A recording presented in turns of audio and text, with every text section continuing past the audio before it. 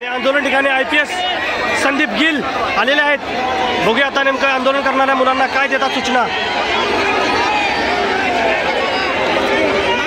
IPS Sandeep gill या ठिकाणी आलेला आहे। एक जबरदस्त भारदस्त पर्सनॅलिटी असणारा IPS अधिकारी, नेहमीच MPSC करणाऱ्या मुलांना आंदोलनाला सहकार्य करणारा एक धडाडी अधिकारी या ठिकाणी आलेला आहे। बघूया आता नेमकं तो काय सांगतो मुलांना।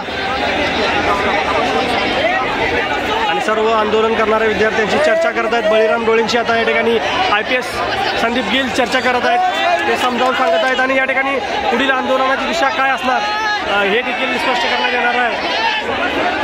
आणि पुढील आंदोलनाची दिशा चर्चा या ठिकाणी होते आणि असं समजतंय की संदीप गिल सांगतायत की आंदोलन संपलेलं आहे, मुलांना घेऊन जावं, पण हे आंदोलन थांबणार नाही, जागा वाढ झाल्या पाहिजे, तोपर्यंत मुलं उठणार नाहीत, अशी भूमिका बळीराम डोळे या ठिकाणी मांडतायत।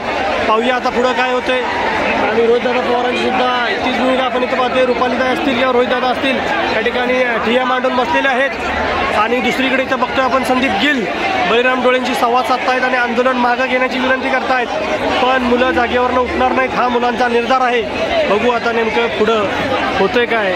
चर्चा जोरदार रंगलेली आहे दोन्हीकडे। इकडे एका ठिकाणी बळीराम डोळे असतील आणि इकडे रुपालीताई आणि रोहितदादा असतील, संपूर्ण चर्चा करताना वातावरण पाहतोय आपण जबरदस्त तंग झालेला आहे। आपण पाहतोय प्रचंड अशी गर्दी, प्रचंड असा जनसमुदाय मुलांचा आधी शांततेने सहकार्य करतोय, जबरदस्त गर्दी या ठिकाणी होते। IPS संदीप गिल आपण पाहतोय याकडे ठिकाणी फ्रेममध्ये नेत्यांची चर्चा करतायत, आंदोलन थांबवण्यासाठी विनंती करतात।